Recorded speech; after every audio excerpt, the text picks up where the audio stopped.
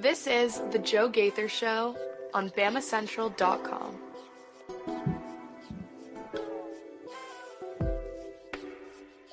Good afternoon, Tuscaloosa, Internet World, West Alabama. How are we doing today on this Wednesday? It is The Joe Gaither Show on Bama Central and BamaCentral.com. You're hanging out with us right here in the Derek Daniels State Farm Studios, watching us on YouTube, on Facebook, or on Twitter, on the Bama Central YouTube channel, or on my own social media machines at Joe Gaither6. You can find us right there, or on your favorite podcast platforms. I appreciate you guys. Our podcast numbers up. So somebody's telling friends about the Joe Gaither Show, and I really appreciate that. You can find us on Spotify, Apple Podcasts, and Amazon, the Joe Gaither Show on Bama Central. And we are, of course, live in the Derek Daniels State Farm Studios. And today we are going to talk about three things as we usually do. We usually get 3 or 4 different topics, but 3 very obvious topics today. Topic number 1 with Mason Woods is going to be the college football playoff as the committee made its penultimate, really its final rankings before Selection Sunday. Next week's rankings are real. Its final setup. We'll talk about what they did last night with the college football playoff rankings. We will talk about what has kept us up, what has gotten us up out of bed early this morning. National Early Signing Date, Alabama college football Christmas. Lots of presents under the Crimson Tree. One Keelan Russell. How about a 5-star quarterback who looks like he has a cannon, an absolute missile? Basically, every weekend I just see tweets. Oh, Keelan Russell, 5 touchdown passes against whoever. It's week in, week out, basically. And they're not just, I'm sitting here in the pocket dotting you up. It's Keelan Russell, let me hang out, let me extend, extend. Oh, let me twist and spin, and boom, let me throw a 60-yard. He had one, I think it was about 2 weeks ago. It was a 40 or like a 38-yard touchdown pass. And I mean, he's rolling out to his right. Guy is dragging him down by his legs. And as he is falling to the turf, he just reaches out and just flips it to the end zone and hits a guy right in the chest for a touchdown. Patrick Mahomes-esque. Woo! Keelan Russell giving me wet dreams. So we will talk about college football, National Early Signing Date, and how it pertains to Alabama. And then we will finish today with a little college basketball as Alabama participates in the already done ACC SEC Challenge. It's already over. Night number 2 is beginning tonight. It's already done. ACC, you've lost. Kentucky, come on.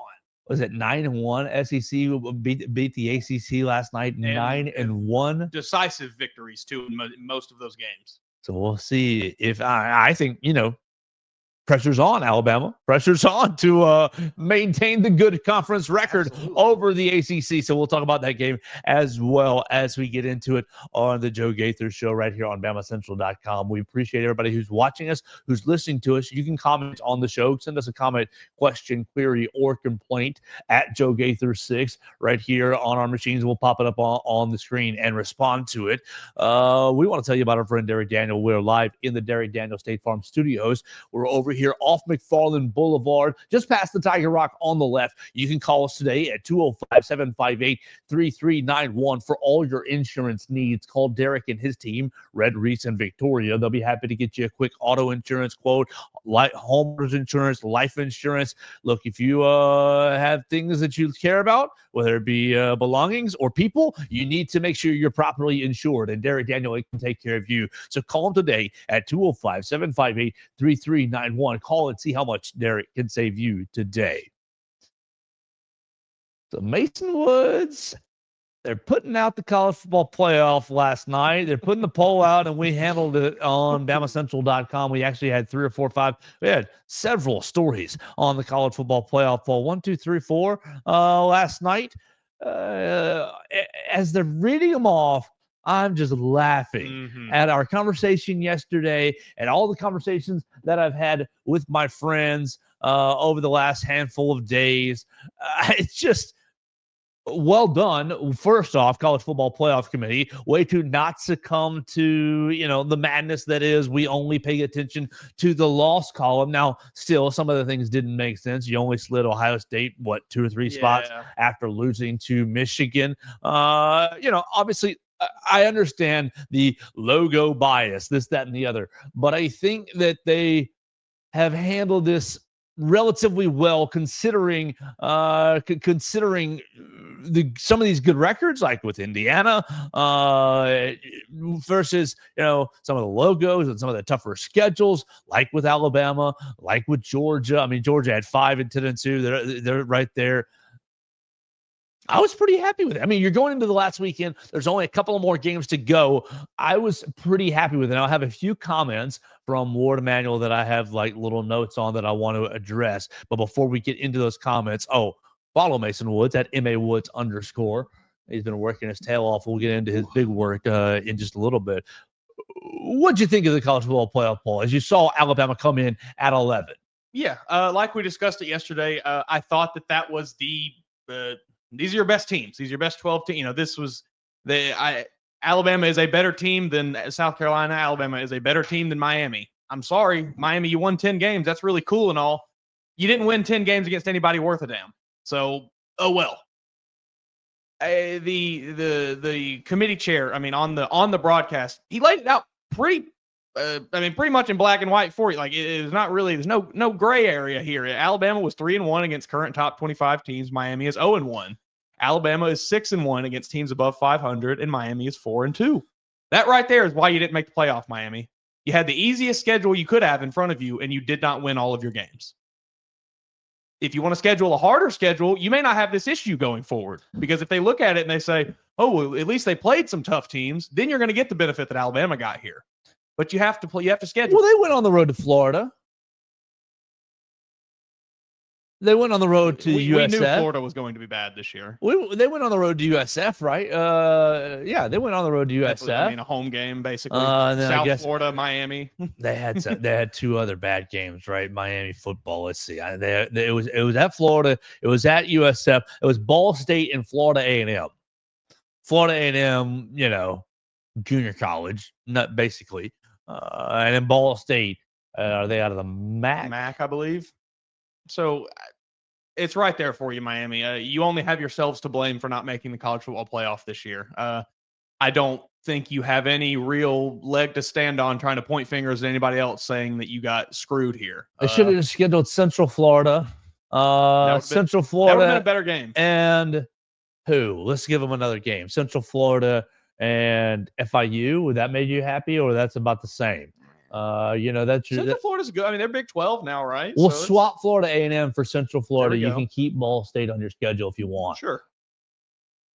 If that happens, you probably have an argument here. That's another Power 4 win. UCF's not great. You have more of an argument though. Right. They're Big 12, weird. Yeah. But they are. You at least have more of an argument. You have no argument as it is right now because you played no one. They played the Rattlers, aren't they? Florida A&M, the Rattlers. So they get left out right there at number 12, right? Am I reading that right? Mm-hmm. Where am I at? Yeah, right there. I've got like tabs everywhere. They get left out right there at number 12. It's 12 Miami. It's 13 Ole Miss. It's 14 South Carolina, which that part right there made me laugh the hardest because is it Brad Crawford? There's someone who's just been stumping really, really hard for South Carolina. And obviously Lane Kiffin in his notes app that we addressed yesterday dismissed South Carolina right off the bat, like in the first paragraph, based on losing to Ole Miss and Alabama. So you should be dismissed. And you got, we've won 6 games in a row. Oh, we beat Clemson. We beat this, good. You're having a good, strong season, and you do have a really, really good defensive line.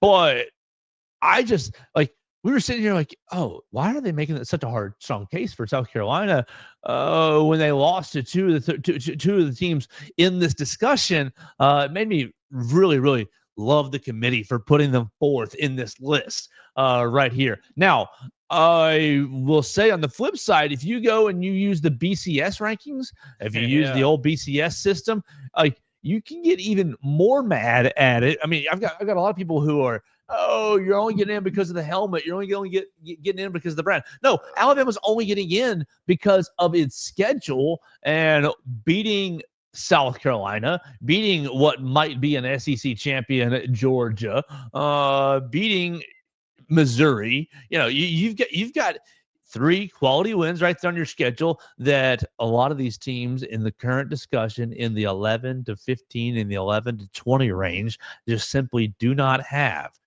I saw a lot of Miami folks on Twitter kind of speaking to this like notion that the NCAA has gone out of their way to keep the ACC ranked lower than they should be in order to prop the SEC up and keep Missouri as a ranked win for Alabama.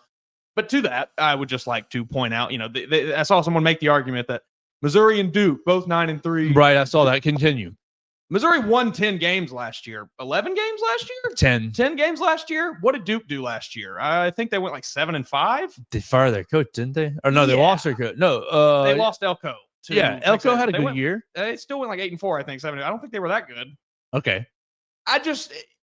That is why Missouri is getting benefit here, is because they were coming off of a very good season, one of the best seasons in Missouri football ever, probably. Well, and you look at, let's just look at Missouri's schedule. We'll just play this out. It was just such a ridiculous argument. Who cares about Murray State and Buffalo? But you beat Boston College at home. Okay, that's a decent win. That's about the Power 4 win, ACC. And then you beat the mighty Vanderbilt Commodores. All right, you got blown out by A&M. And who cares about your win at UMass? I guess it's weird that you went on the road. But yeah, you beat Auburn. You lost to Alabama. You beat Oklahoma in a rivalry game. You lost close to South Carolina. You're going to give them a little benefit of the doubt. You lost close to South Carolina. And then you beat the doors off of Mississippi State. And you pretty much controlled things against Arkansas, a team that's lower than. I think that's it. Look, you want to have an argument? That's a 21 to 28. That's a 21 to 31 ranked team, and you want to put them anywhere in that spot? Cool. Yeah. Let's pull Duke. Does Duke have any good wins with their 9-3? I think Duke played Syracuse. I want to say I saw in that thread the freshly ranked Syracuse, only ranked because they did get the win over Miami. Duke, we don't care that you beat Elon or Northwestern. That's a Power 4 win. Big Ten. You beat UConn. You beat MTSU. Great job. You beat North Carolina by 1. You lost to Georgia Tech. You beat Florida State like everybody else. You lost to SMU. You lost to Miami. You beat NC State, Virginia Tech, and Wake Forest. So this is a team. Yeah, this is a team where every chance that they had an opportunity to prove themselves as a top 25 team, they lost. So if we're looking at the facts here, it's a ridiculous They lost argument. to the only other contender, the only other contenders that they played in the ACC, Miami and SMU, boom, you lost. And then Georgia Tech, who's this other kind of middling, I'm in the 30s range. I'm in that 25 to 35 range of teams. Well, you lost 24-14. Yeah, there's no argument there. Miami fans, it sucks. And I'm happy if you want to debate actual numbers, that's a 27 range. No, give them whatever range you want. That's why we're playing ranges. Georgia Tech is probably in that 25 to 35. You lost. SMU, number 9 right now. You lost. Florida, Miami 13-14. You lost. You lost by 22. Now you lost in overtime to SMU, but Duke, you're 9-3 against Virginia Tech and Wake Forest. Okay, you beat Wake Forest 23-17. Do you remember what Ole Miss did to Wake Forest? That tells you all you need to know right there. Ole Miss got Wake Forest. What was the score? 40-6. Yeah. Okay. Bingo, bingo, Get out of here. It's just like Duke beat Florida State. Great job. Everybody did 23-16. And that's what Miami fans want to hang their hat on is, they've underrated us all year. Look at who we beat. Come on. Come on. It's a joke. Stop crying. Go back to the drawing board. Duke, the mighty Duke. Hey, you still have Mario Cristobal. You're still pulling in a top 15 class this year. Miami will be okay. Just go back to the drawing board. Get back to next year. Maybe schedule some hard games. Duke beat UConn, college football power at UConn 26-21. They beat Big Ten superpower Northwestern 26-20 in 2 overtimes. Yes, that's your 9-3. Yeah, that's your 9-3 that you want to hang. And here's your on biggest issue, Mason, is the imbalance in college football. Right? You have fans just looking at the win-loss record and thinking that everything's created equal, and like it's simply not. And look, conference realignment has messed it up even further. I love the fact that Oklahoma and Texas are in the SEC. Ooh, like that makes us feel like big dogs and everything, but it's messed it up even further. Absolutely. The SEC schedule, I looked at it. Texas played 2, 6, like 10, 11, 12. 13, like their 8 games were against like all of the bottom, the bottom half of the league. Right. Yeah. 6 of their 8 games were against the one they played to Georgia. Right. And like I do think Texas is good, but it's an imbalance issue throughout the. And look, Texas right there last night, number 3, right? 2. 2, 11-1. Like, good on you. You've beaten the bad teams, and that's better than I guess Alabama can say in some instances, losing to Oklahoma and Vanderbilt. But I don't know how good they are. Yeah, after you lost to Georgia at home, I'm really going to be curious to see what happens and how it plays out this weekend. Was the Georgia? I started watching the Georgia-Texas game from October. Yeah. And I got into it, and I got into something else. But really, Georgia was shooting themselves in the foot right off the bat. It's just like Texas. And Texas had a big play that they had a big trick play that the kid dropped. So I'm going to be real curious to see how it plays out around 2. Yeah, I'm still just I'm still not sold on the Longhorns. I just. But the record's good, so great. Put them in there. Yeah, you deserve it. But I'm just not sold on them as a team. They don't feel like a team that can grind out a tough win. They feel like a team that if they get up big and they keep front runners. Yeah. If they get up big, they're fine. You go up 2-3 scores in the first quarter, you're doing fine. They'll just coast the rest of the game. But you get in the cage match with Georgia in Atlanta in a couple weeks. We're gonna see what you're made of, Texas. We're gonna see what you're made of, Steve Sarkisian, Quinn Ewers. I had a friend who I saw over Thanksgiving who used the word front runners for Alabama as well, and for Jalen Milroe. Oh, he's a front runner. When he plays good, when he gets going, it's a house of fire. Hey. And when Alabama, but when they can't when they get punched in the mouth, they get a little challenged. Oh, a little bit. I think there's a bit of that attitude for sure. I don't know if it's necessarily team wide, but I definitely think just purely in Jalen Milroe's own head, he gets into that 100%. I mean, we have seen it time and time again. It's the moment anything goes wrong for him, you better start worrying like, okay, what else is going to happen here? So, okay, you're all. Let's just keep this going. We're talking college football playoff. Alabama coming in at number 11. Is it right? Is it wrong? I think honestly they got last night's rankings pretty correct. I think so. I am very, very happy with one comment. I've got 2 comments that I want to get into. The one comment from Ward Emanuel, he says that the order of the 4 is set. The order of Alabama, the order of what? Alabama, Miami, Ohio, Ole Miss, and South Carolina. They're not playing this weekend. The resume is done. So let's hold that comment in our hands, right? They're not playing this weekend. The resume is done. Let's go to the second comment where he's talking about SMU and Clemson, where everybody's seeing the tea leaves and reading the tea leaves. If SMU wins, they keep Clemson out. Alabama stays in at 11. Boom, everybody's hunky-dory, happy. We're going home happy. We're going to the playoffs. We're going up north to some Penn State or Notre Dame, whatever. If Clemson wins, I think it's a pretty safe assumption to say that Alabama is going to be bumped out of the playoff. Yeah, I think that's pretty likely. I think that's most likely what we would see happen because, looking at it here, that gives you, Clemson wins the ACC. They get that top 4 seed. You still have to worry about Notre Dame as an independent floating around in there. You still have to worry about, the other teams from the Big Ten, Ohio State, Indiana. So, yeah, there's just not going to be enough spots for Alabama.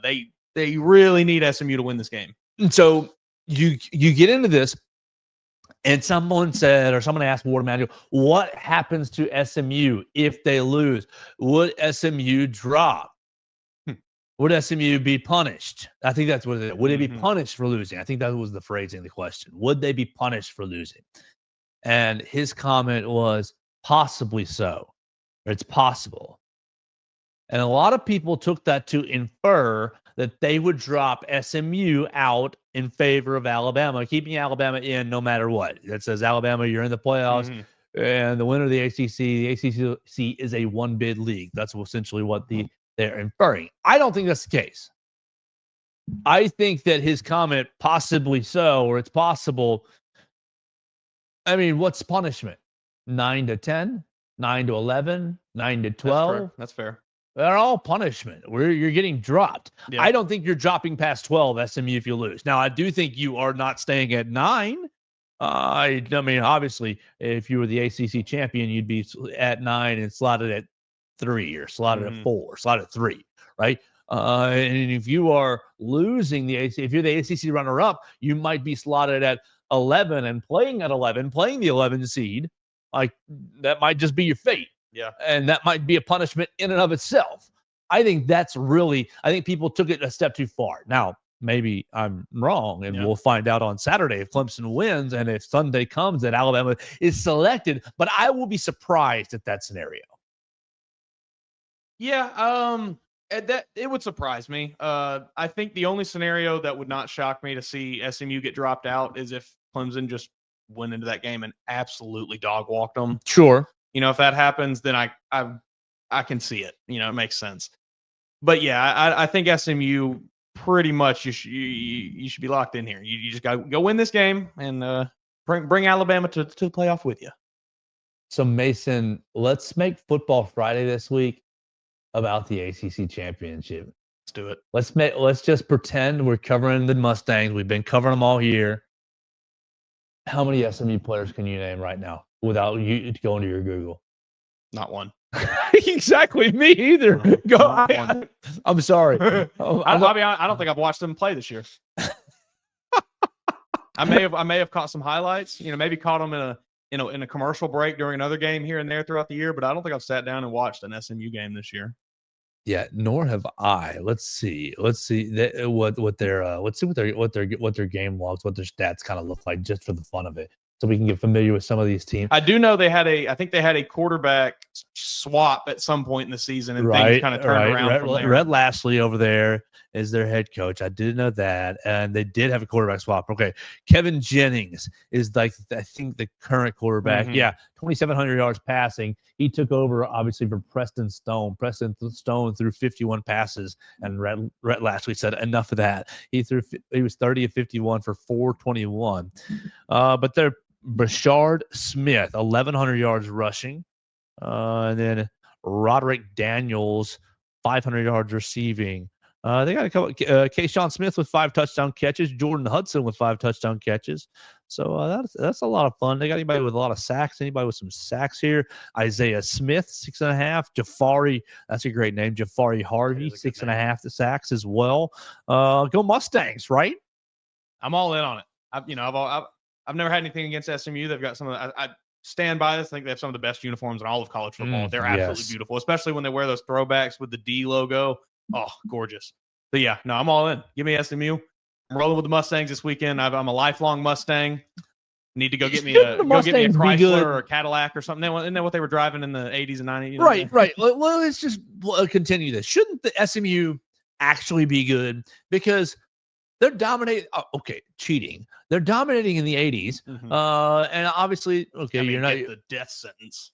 Right. The NCAA basically ruined their program because they were doing exactly what the Texases and the Oklahomas and everybody else's of the world, but they were little old SMU, right? Now, maybe that's just conspiracy theory, but look, maybe what happens if the NCAA looks the other way like they do in other programs? Supposedly.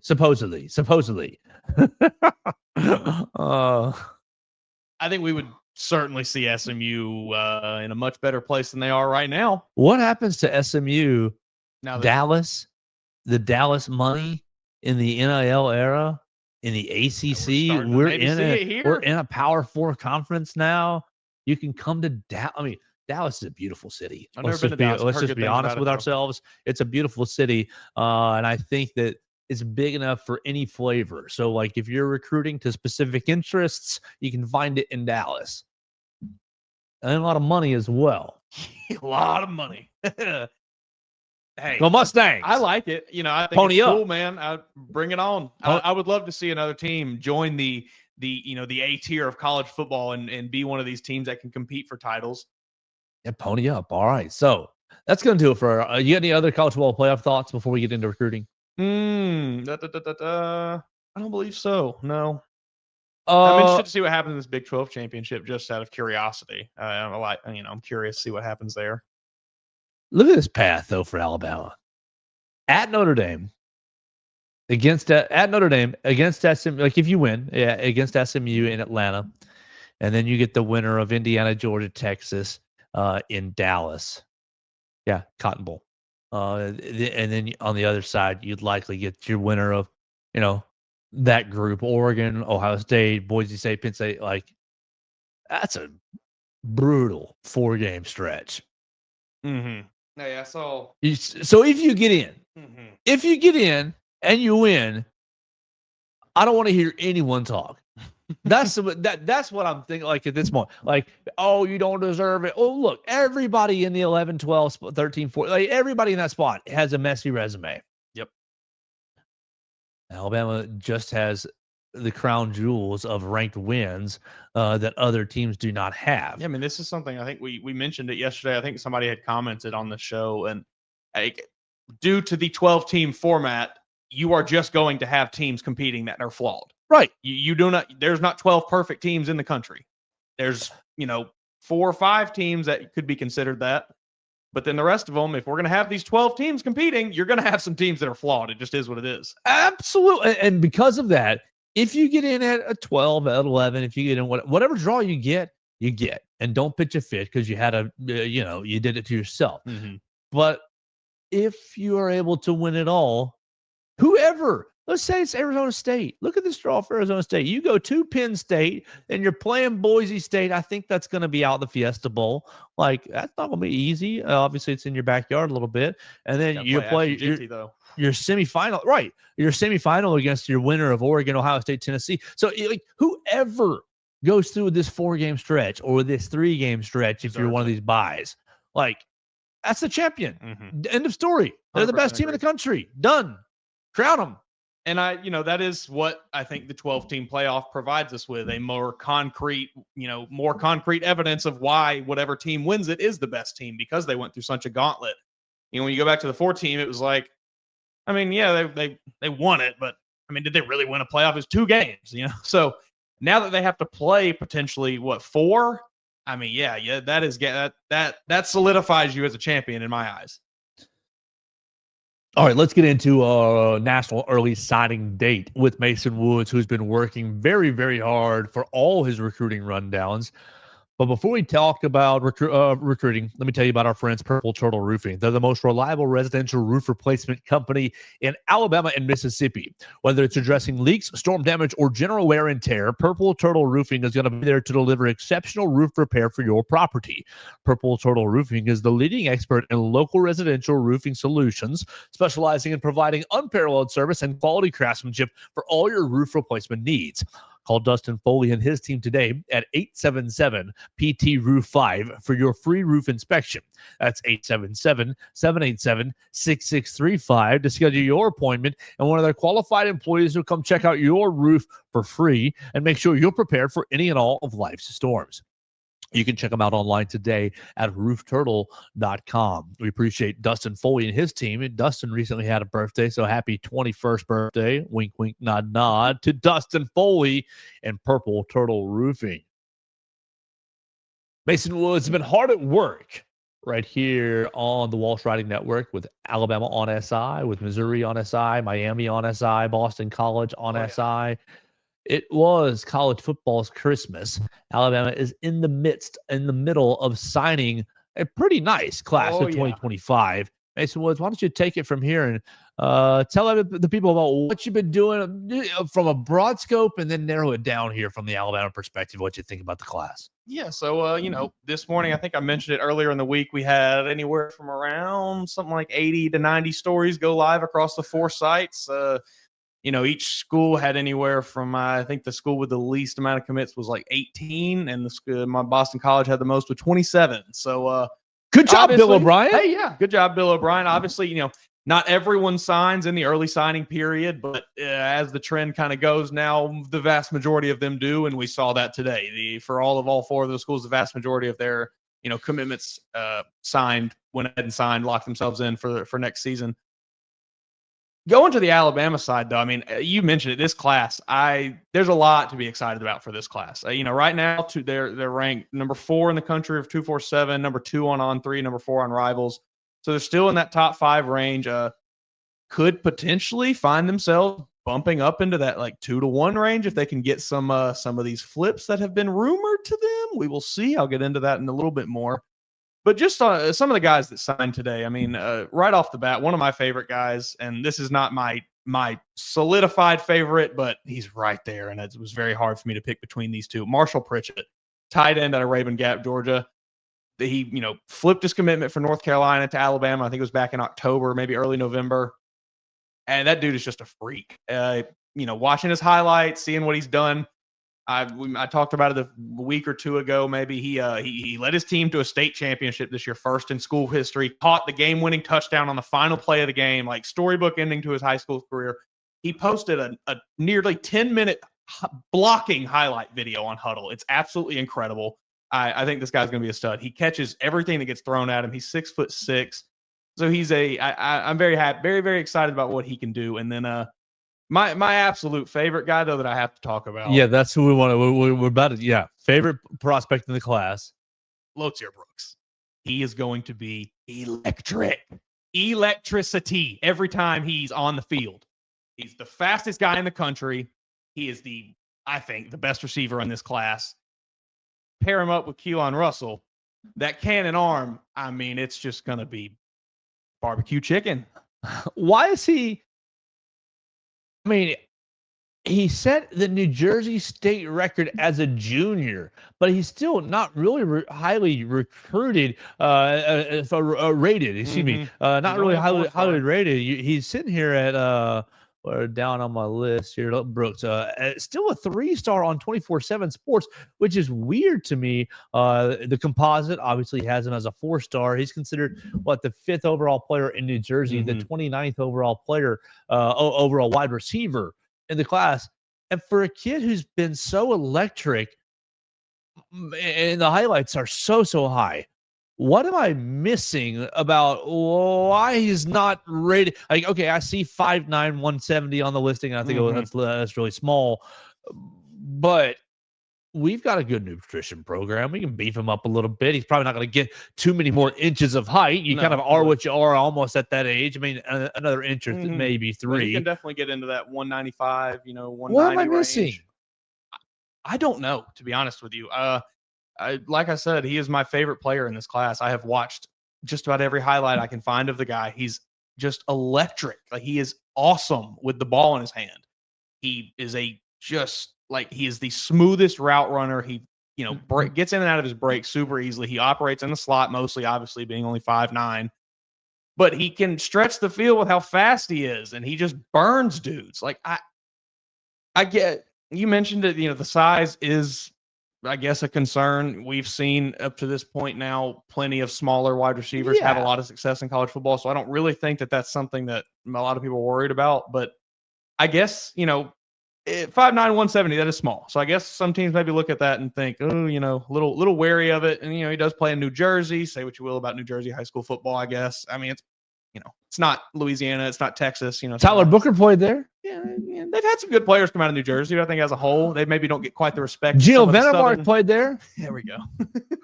But it is strange to me. It's I don't know. I don't really have an explanation for it, honestly. I would have expected him to get the Bama bump like they do, like the people talk about. Very odd to me. Yeah, I don't know. I mean, he still had a really good year this year as well. Like, yeah, I mean, he had this is junior year. Yeah, over 1,200 yards as a junior year, 22 touchdowns, and he also 32 tackles, 6 interceptions on defense. Like plays both ways. He is a receiver. Right, Alabama I wrote his brings him in to numbers. play receiver, but he is.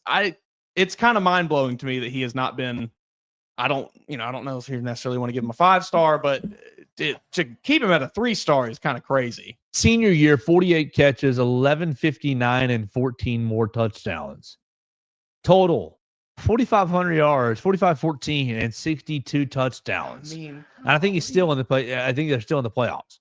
So, like, I don't know. You're just getting a steal? I guess. You're getting the steal in the class? I get, someone knows something that I think me and you do not, I guess. I don't want to speculate on what is maybe keeping him ranked down that, but it's got to be because they're all 5 stars in my eyes, Hey, Mason. amen. Everybody's a 5-star. Hey, did you see what I think it was HaHa Clinton Dix going out on Twitter talking about, he retweeting players talking about their 5, those stars Michael don't Carroll. mean anything. Stars mean nothing. Michael Carroll, who I think might be the Tyler Booker of this class as far as just your mean interior lineman. Michael Carroll is like, oh, blessed to be That's a what it was, 5-star yeah. on all 5s, all 3, all whatever. It's on all 3 sites, right? Mhm. On 3, 24/7, and Rivals, right? 5-star. And HaHa Clinton Dix is like, oh, enjoy it now. Your stars don't matter when you get here. Mic drop. Do you All think? right, man. Do you think that is the motivation for these Twitter designs for the Alabama? Because all these, they're announcing, Keelan Russell, Mhm. they're announcing Jackson Lloyd, they're announcing, Luke Metz, whoever, Latia Brooks, whoever they're announcing all throughout the day, and they're using like mannequins. They look like Picasso paintings, kind of. Like the faces are shifted around. It's got weird angles. Like they're all like kind of angular and boxy looking. If you have not looked at it, go to the Alabama football page and check it out because it is strange.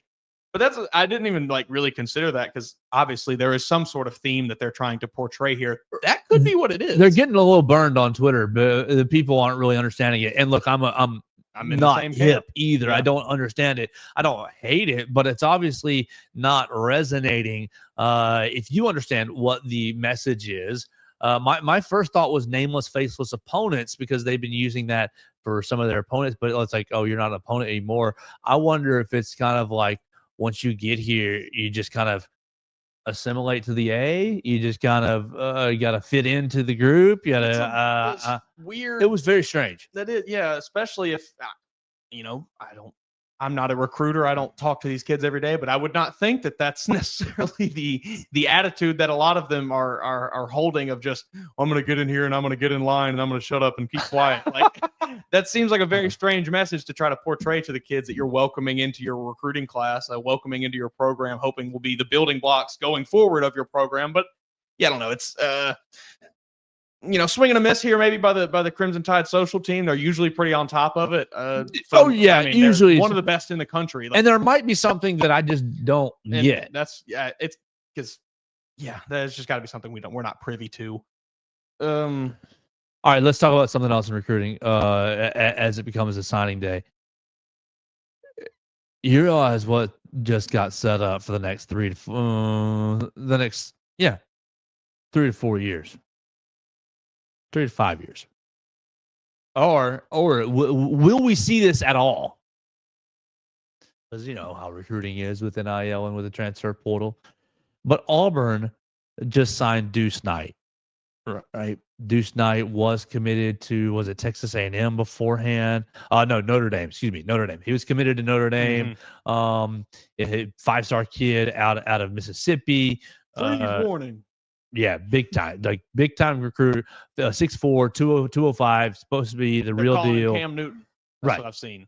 I don't believe it, but that's what I've seen. Supposed to be the real deal. Obviously, Alabama signed Keelan Russell. Will we see them on the field against each other, or will one of them hit the portal before we can see it? I hate this so much. I hate this. Because look, is Keelan Russell? He's early enrolled. Deuce Knight's playing for Auburn next year. Yeah, probably. Yeah. I mean, I'm just we can get that out of the way. He will be the quarterback for Auburn next year. The question is Keelan Russell. That is our question: is who is going to be Alabama's quarterback next year? And will Keelan Russell get on the field before Deuce Knight is gone, or will he transfer out of Alabama? Because I really like Ty Simpson. I really like Austin Mack. I think it's probably Simpson 51%, Austin Mack 49%. Yeah, it certainly seems like Ty Simpson is not going to be run off anywhere. I don't know if you saw, he did an interview with Roger Hoover a few weeks ago, and it like laid it all out. You know, he's Bama bred, bleeds crimson and white, just like everybody else. So we're slapping the red shirt. Yeah, we're slapping the red shirt on Keelan Russell in 25. Okay. That's going to be a hard conversation to have with him, though. He's a very talented player. And then we're playing Austin Mack versus Keelan Russell. Austin Mack, Dylan Lonergan, and Keelan Russell for the 26 and 27 job. At that point, I mean, Austin Mack will have his years as well. Is it a one and done situation? Anyways, we're getting ahead of ourselves. Yeah, but this is hard. Man, I don't. Because I really like Austin Mack, and I, in my heart of hearts, believe that he is probably going to win this job next year. I think he's going to beat Ty Simpson out. However, it's just a weird situation moving forward, because if he does beat Ty Simpson out and plays great this year, he will be back for another year, obviously. And then that's one more season you're going to have to tell Keelan Russell, sorry, buddy, we can't get you out here. We got another guy who's tearing it up. I don't know. It's going to be really hard to keep him in Tuscaloosa if that's the case. So maybe Alabama's best hope is that Ty Simpson wins this job. Austin Mack gets 1 year, and then we just go to Keelan Russell. Maybe, I don't know. It's going to be very difficult, and that doesn't even. Deuce Knight could also just transfer away from Auburn after 1 year. That's the other part. Like you look at it, he goes, he has 9 touchdowns and 12 interceptions or something, and Hugh Freeze blames him for every loss. Yes. Throws dirt on his name at every opportunity he gets. Let's just say he and Cam Coleman like the same girl on campus or something. Like, anything can happen. Is Cam Coleman staying? Anything can happen. Yeah. I hope, and I pray that we get to see the two of them square off in an Iron Bowl. And it's going to be like, I don't know, anybody I'm like super connected. I watch way too much Twitter, stay online way too much, so no one's going to know what I'm talking about. But the video when the Cardinals hired Jonathan Gannon a couple years ago, and he came in and he was day one, he pulled up to the receiver. When I see you, all I see is pew, pew, pew, missiles. That's what it's going to be when they take the field together. It is just going to be absolute piss missiles from both of them every snap. And I need it. I need it in my heart of hearts. But I don't know if we're going to get Keelan Russell to Ryan Williams. I mean, Ryan may be long gone. Yeah, Ryan will be gone at that point, maybe. No! Ryan Williams was on Keelan Russell's Instagram Live today as he signed. Which is, I mean, interesting to me. Maybe it's just get the player to talk to the kid, whatever. But in the back of my head, I'm like, okay, is Ryan Williams going to be really trying to campaign to get Keelan Russell to be the starter next year? And is this going to maybe cause some issues if he's not?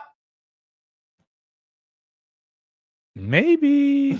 You never know. Seems like they're pretty good friends. I think that Ryan Williams is going to be campaigning for whoever can get him the ball efficiently. That's probably fair. Whoever can make him forget about this Iron Bowl performance. The worst game of the year for him.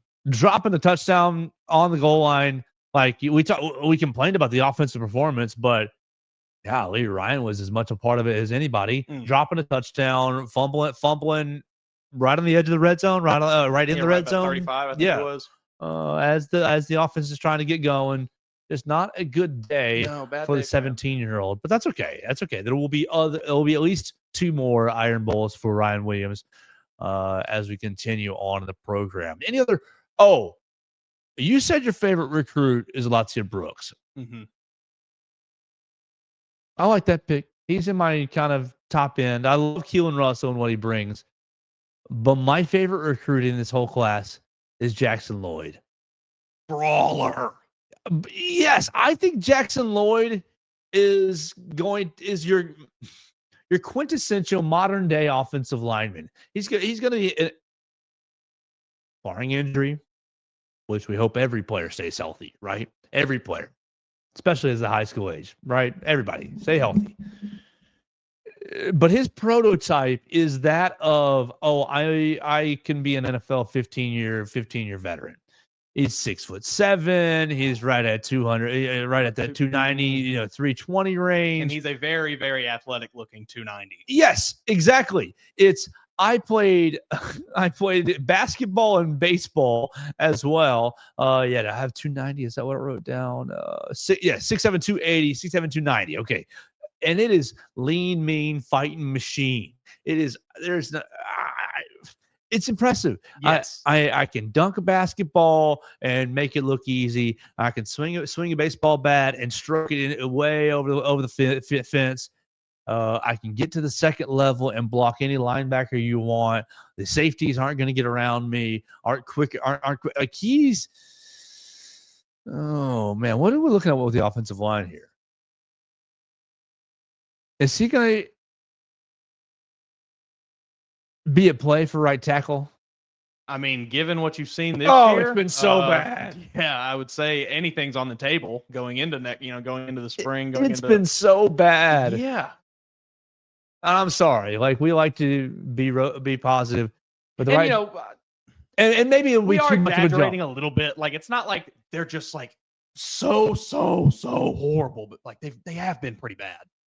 The Oklahoma game, you might as well play with four offensive linemen. Yes. You should have just played with four. They looked like my Titans every Sunday. You should just play with four and say, Jalen, look, you're playing with four, figure it out, buddy. Like right off the bat, instead of telling him that you're playing with five and every other snap figuring out, I'm playing with four. I'm playing with four. I mean, yeah. I mean, they've got who else they have back there waiting in the wings? Wilkins Formby, Miles McVay, Elijah Pritchett. They're all going to be there. They're going to be developing. I think Olas is a guard, and I think he might be a starter. I think he's going to be in contention to be playing. Who else? I'm blanking on names now. Casey Poe, Joanne Nada. You've got William Sanders. Those are the three freshmen from last year who are all. Maybe they're all more interior players than right tackle. Probably so. I think probably more likely to be centers and guards than tackles. Maybe Casey Poe can play tackle. Just looking at what they've got, I think you might be on it. I think he may be one of those players as a true freshman. He's pushing. Bringing in Mike Bowes from Viger. You're probably going to lose Ty Haywood. He's not signing today. For everybody who's paying attention to signing day, he probably will be signing with Michigan in the regular signing window. I mean, still a chance for Alabama. Dave Portnoy had anything to do with that one? Start again? Did Dave Portnoy have anything to do with that one? Absolutely. Dave Portnoy said, Bryce, so who are your favorite guys? This guy? That guy? Oh, yeah. Okay. All right. What a turd. Oh, yeah. All right. So that's pretty much it on recruiting. Yeah, that's about all I've got. Like I said, Bama signed all of these players I think are going to be pretty great. I feel there's not anybody in this class that I was, perplexed as to why they signed them or anything like that. I think all these guys are solid. I'm excited to see what a lot of them can do once they get on the field. Well, we will continue to follow it on BamaCentral.com, Alabama on SI, Mason Woods. How many did you say across the four sites? 90? Yeah, I know there was up to, I think, 91. So I don't think all of them got posted because obviously not everyone signed in the early signing period, but we're right in that 80 and 90 range. Stories got posted this morning. So lots of profiles across the Walsh Writing Network. You can obviously read the Alabama profiles on Alabama on SI, your home for the Crimson Tide. You can read Missouri, Miami, and Boston College if you like our style and you want to keep up with some other colleges as well. We're going to wrap it up by talking about tonight's big basketball game, Alabama and North Carolina, the ACC SEC Challenge. You see. But before we do, we want to tell you about our friend Derek Daniel and State Farm.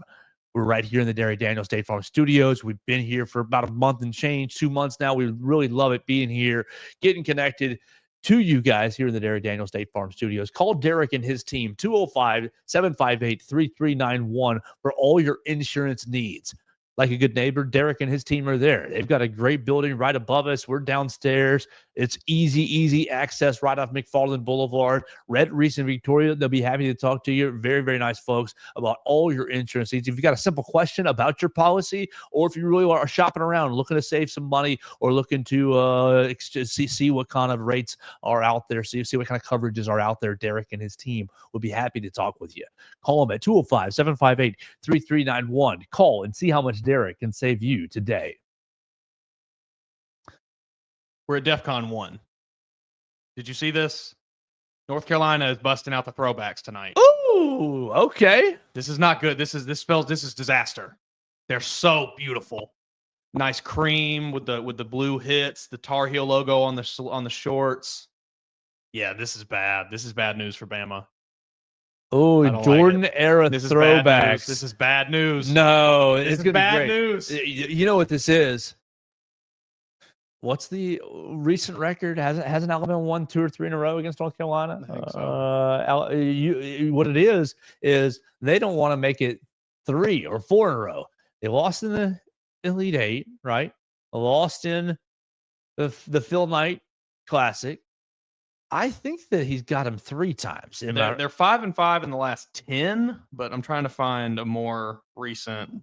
Here we go. Yeah, they got 2 wins against them. One last year, or 1 2 years ago, one last year, and then a loss in 2019, 2020. What was that loss? That was in the Bahamas. That was in. Okay. All right. So that's Nate's first or second year.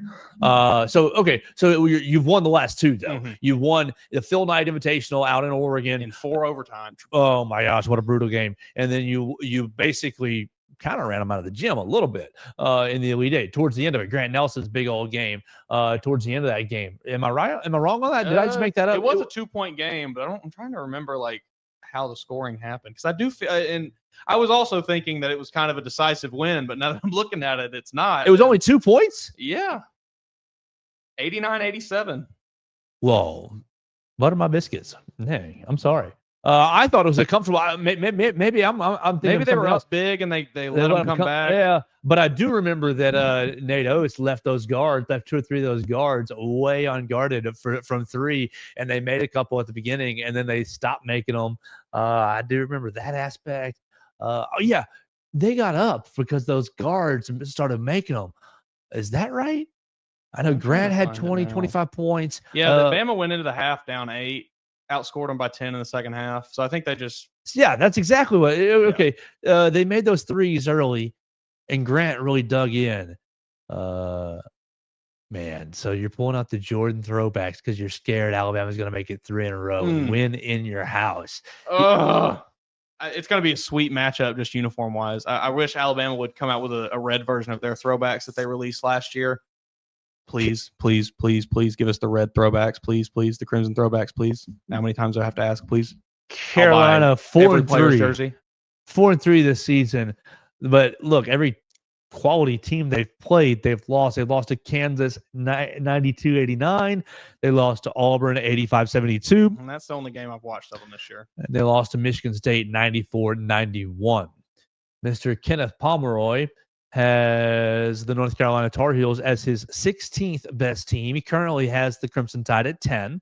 Mr. Kenneth Pomeroy has the North Carolina offense as the 6th best offensive rating in the country and the 65th best defensive rating. Okay. For comparison's sake, Alabama 3rd in offense and 53rd in defense. So better in both categories. And adjusted tempo, I think this is it's possessions per 100. I think it's what it is right. So Alabama's 4th in tempo, and North Carolina is 8th in tempo, but they're very, very close. 73.3, 73.4. So really close in tempo. Nate Oates yesterday saying that they go faster than Alabama. I don't know if that's technically true. Obviously, the numbers say that that's not technically true. Maybe it's just a perception issue. Really, shoot. They Alabama, play very similar styles. Alabama's been slower in these bigger games, which has been unfortunate to see. So tonight, you're going to have a really fast game, up and down the floor. Should be pretty high scoring, hopefully. Should Oh, man. Coach confirmed the bad news be. yesterday. Yeah, he did. Confirmed I hate that so Latrell much. Wrightsell has torn his ruptured his Achilles and will miss the rest of the year. Silver lining, I did see that they were petitioning for maybe a medical red shirt. I don't know. I saw some speculation that he has maybe played just enough to where he can still get one. So maybe the NCAA will grant him that, and he doesn't have to, miss a whole year of eligibility, and can come back next season. I think that he is under the threshold. What I took, Coach Oates was asked about it yesterday, and I'm sitting there. What I took was Coach Oates knew that it was a possibility, but they haven't even talked about it with Latrell yet. I think that's what I took from it. Was. I mean, yeah. I think he was like, I think he's under the number. Okay. But he's having surgery. I think today. I think today. He's having surgery, and we just want to get him through surgery and get him on the other side of that, and get him once he starts feeling a little better. That we'll probably address and see. I think he was, man, pretty brokenhearted. Yeah, I am too. I mean, we try to be objective on this show, but it's very hard. Me and you talk about it, but it's he's really a hard good guy. Yeah, I just like Latrell. He seems, he's been mic'd up a couple times. He seems like he's just a very fun guy to have on the team. Seems like everybody really, really likes him. It's tough. I hate that for him, and I hope if that is the route he wishes to take, that he can get his medical red shirt and maybe come back and not have to waste a year of eligibility. But if he decides not to, that's okay too. Chris Youngblood, very unlikely to play tonight, but he's okay. Still waiting on him to come on back, and he's got all season long to come on back. It sounds like we will see him in action against Creighton. So you'll get a little, you lose Latrell, but you get Chris Youngblood. It's not a one-for-one swap. Obviously, different players, and you never want to suggest someone can be replaced by another. In my opinion. But he should hopefully be able to help alleviate some of that loss. Of course. That'll help a little bit, for sure. All right, so we watched Alabama lose late to Oregon. Terrible goaltend call. Still mad about it. Yeah, I mean, that's, you shouldn't have been in that situation, but still. Got to keep the pace up. Got to play good defense tonight in Chapel Hill. I think that no matter what, it's going to be a hellacious night to be on the Twitter machine, just like last night, because if Alabama wins and rolls, you're going to, it might be a great night for you on Twitter because Alabama folks are going to be really enjoying it. But you're going to have a huge comparison, a direct, it's going to be so sickening. You're going to have a huge direct comparison to whatever you do tonight to what Auburn did to North Carolina. So Auburn beat ran him out of the gym. 85-72 in Maui, so in neutral site. But you beat the brakes off of them. You were up 8 at halftime. Auburn beat them in the second half by 5. Their team stats, let's see. They didn't turn basketball over very much, did they? Only 8 turnovers for the Auburn Tigers. They got into the paint, 32 points in the paint. They were outscored in the paint, 32-36. But pretty good game for Auburn. From 3, they were 11 for 30. So that's very, very helpful. North Carolina only made 6 of 16. And then Auburn dominated the glass 42-36, only allowing North Carolina 7 offensive rebounds on the day. They said, I've got 3 keys for Alabama's victory tonight, and I'll invite you absolutely to chime in on them. And if you have any, you don't have to have a nice round number of 3, or you can go to 7 or 10, whatever you feel like. But here's the 3 things based on what I've seen out there in Las Vegas and what I think the team's kind of going through at the moment. I have 3 things that Alabama needs to do tonight to win in Chapel Hill. I have a feeling it's going to sound like ever so slightly similar to what we talk about with the football team. One of these is directly in that. And it's the turnovers. It's the first one. Look, basketball, your turnovers are going to happen. That's just a natural part of the game. I'm not going to sit here and say don't turn the basketball over at all. But I have a magic number, 13. 13 or fewer. 13 or fewer turnovers on the road. You can split them up however you like, but I'd prefer you split them up something like 7 and 6 in each half, just nice and evenly dispersed. Don't turn it over 13 bleeping times in the first 5 minutes, like I felt like they did against against Oregon. That was basically their MO the first 10 minutes of that game, which is how many times can we turn it over? How many errant passes can we make? How many lazy throws can we take? So, like, evenly, like, I'd really like the number to be like this Auburn number, 8, 4 and 4. Like, let's be efficient with the basketball, because talent all over the floor. Mm-hmm. Just get the guys some shots. Get the shots towards the rim. Yeah. If you miss, you miss. Okay, but in each possession with a shot, please. We can live with misses. We cannot live with turnovers. 13 or fewer. You think that's a fair number? I think so. I don't think that's unreasonable. I think it's anytime you see Alabama get into that, 15 to 20 range, those are the games where we're sitting there biting our fingernails the whole time because they probably aren't going to win it. So, yeah, 13 feels fair. I mean, like you said, I'd love to see even less, get them into that 8 to 10 range. But I think with 13, that you're still winning a lot of basketball games if you're only turning the ball over 13 times a game, especially with the amount of talent on this team. I do think they just kind of get them all. Everybody's got to lock in a little bit. It's just, it's like they get into this just pickup ball too much. And it's just, we're all out here having fun. Everybody bouncing around. And it's like, I get that everybody has fun and you're all very, very good at basketball and you're all the best things since sliced bread. That's cool. But just lock in a little bit. Let's be a little more serious. Let's maybe run some sets. Let's maybe do some things and not just freestyle out there all the time. Number 2 for me, Mason Woods, at least 3 Mark Sears 3-pointers on the game.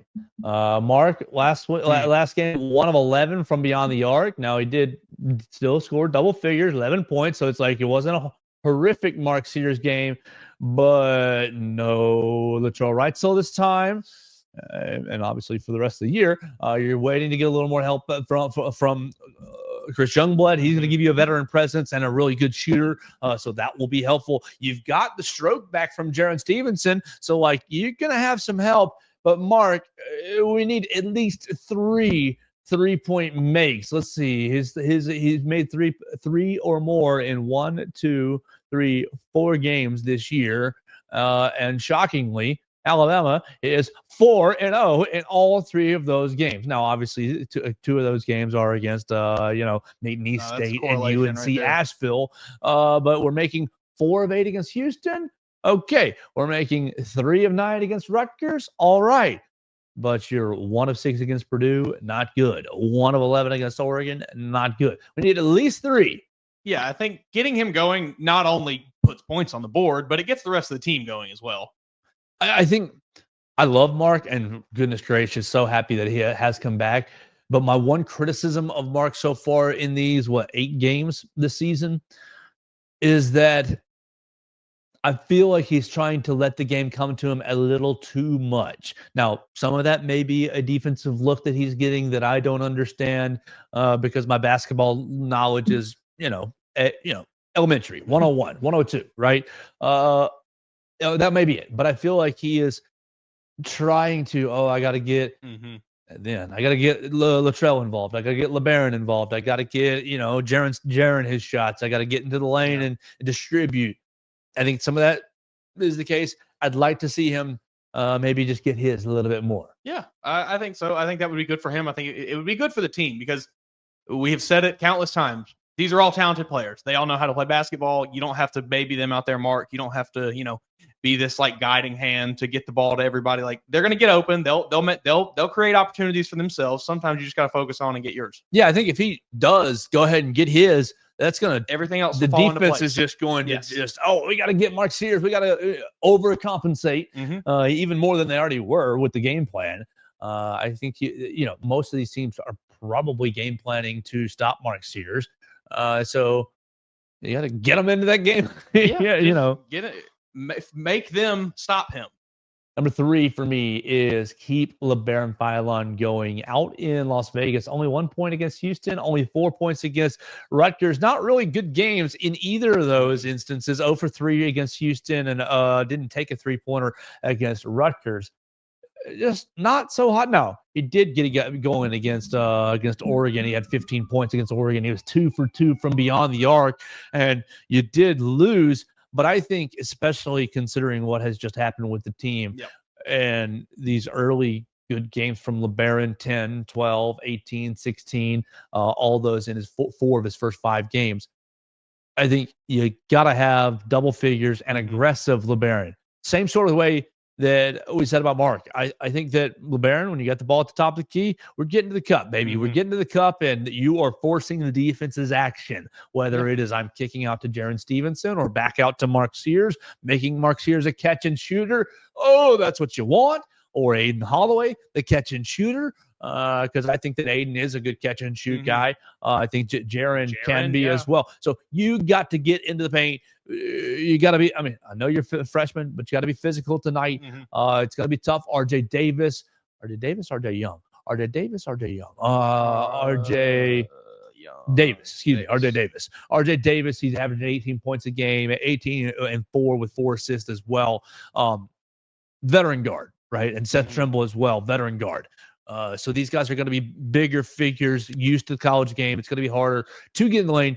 I think LeBaron's really effectiveness on the offensive end is going to go a long way to getting Grant that open wing shot or that open lane, fold over, getting other guys involved. I think you got to be really smart with the basketball. Again, 13 or fewer turnovers, but LeBaron, you got to get into the lane and you got to be assertive. Yeah, I like that. I think we've seen him in, spurts this year be that kind of aggressive player, and he gets to the rim, and he is a really elite finisher in and around the rim. And even if he's not finishing at the rim, he's dipping it out to somebody else. So, yeah, I would love to see more of that from him because, like you said, it's just Oregon. He was good in that game, but the 2 before that, he was almost non-existent on the court. It was not the LeBaron we saw in the first 4 games. If we can get that guy back where he's flying around, making plays, making plays on the defensive end, getting loose balls, making plays on the offensive end, getting assists, scoring points, that will help just make the whole team go. 6:15 tonight on ESPN. Alabama is a 1.5-point underdog. That's the uniform right there. That's the uniform bump. What do you think, Mason? Are they going to go in there, Chapel Hill, and get another Nate Oates signature win? I think they are going to do it.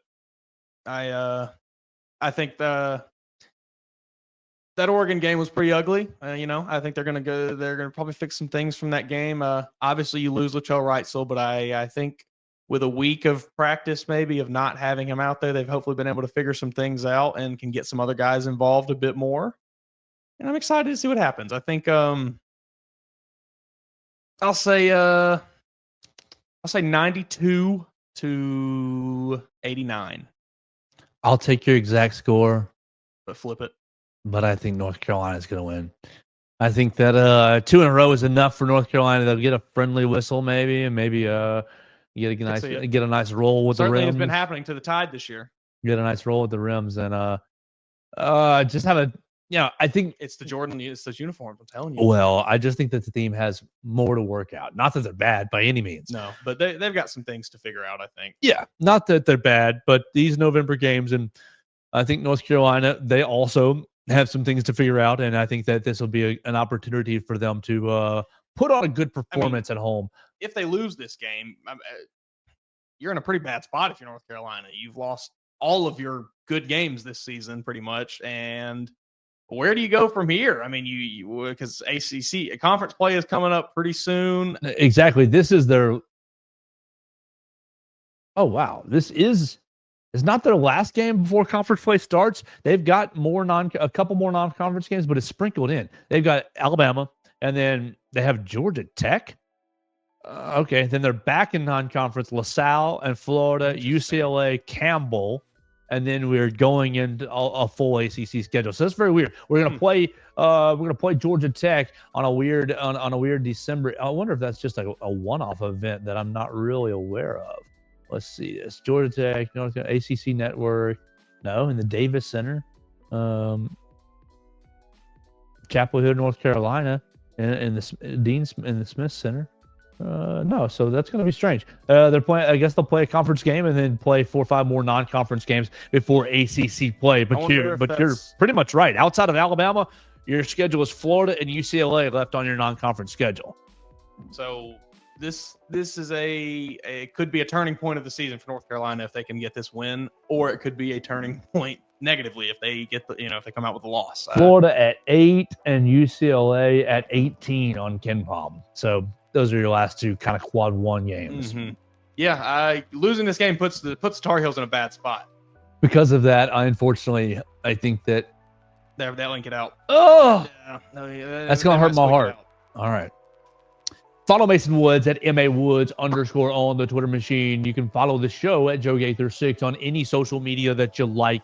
The Joe Gaither Show on Bama Central on Spotify, Apple Podcasts, and Amazon. We see you downloading the show. We appreciate that so much.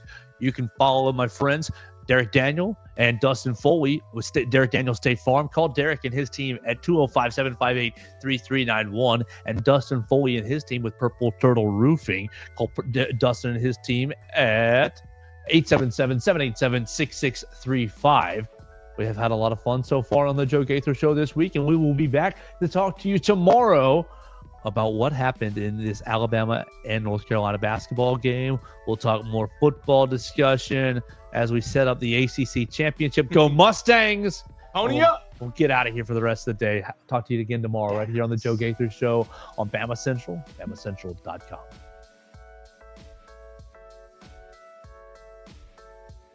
Thanks for joining us on today's edition of the Joe Gaither Show on Bama Central. Keep up with Joe on all his social media pages at Joe Gaither 6. Subscribe, rate, and review the show on Spotify and Apple Podcasts, and be sure to read us daily at BamaCentral.com.